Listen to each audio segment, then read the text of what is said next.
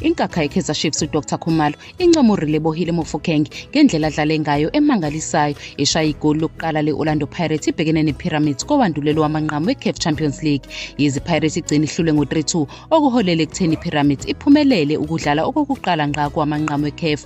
Ukukhahlela kukaMofokeng kugqame kakhulu ngequality kanye nendlela akhahlele ngayo. Lo mdlalo oneminyaka engu-19 ubudala ojabulele isizini enhle kumabhakabhaka usaqhubeka nokuhlaba umxhwele ngokuzotha nobuhlakani bakhe ebholeni. Igoli lakhe elibeka iPirates phambili isikhashana alikhombisanga nje kuphela ubuhlakani nobuchwepheshe kodwa nokugxila kumdlalo njengoba ebeke ibhola eliphezulu nje kokufinyelela kukaNozinti ngesikhathi enyakaza. uDr Khumalo uqamise ukungabibikho kwemidlalo edlalwa kahle kanje kumdlali osemncane ephawula ukuma kwakhe okukhethekile nekhono lokufunda umnyakazo kaNozinti.